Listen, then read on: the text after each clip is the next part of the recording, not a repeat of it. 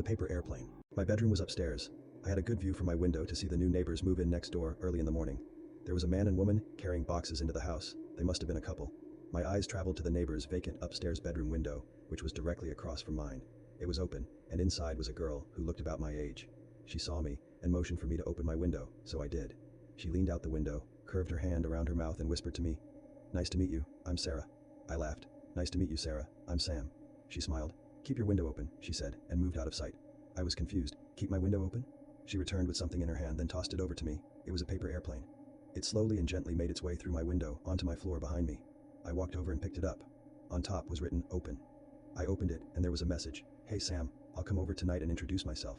I thought it was a bit strange, and wrote back, "Come over tonight?" "What do you mean?"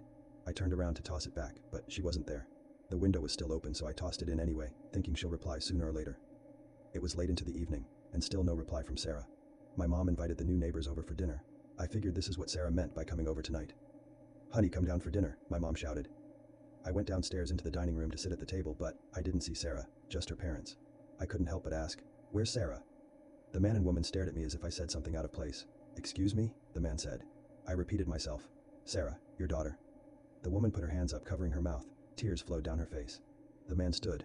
"Our daughter died a year ago in an accident. I don't know what you're up to, but that's enough." They both left the house immediately. Mom glared at me. "Why would you do that, son? Just go to your room." A flurry of confusion was spinning in my head. I couldn't speak. I made my way back to my room, turned on my light, and lay on my bed. Then a paper airplane flew through my window, elegantly landing on my floor. I picked it up and looked out my window.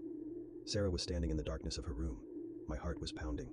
She moved closer until the moonlight hid her face, her eyes dark and skin gray. I looked down to read the message. "Behind you." My lights flickered off. The floorboards behind me squeaked. A dark whisper into my ear. "Sam."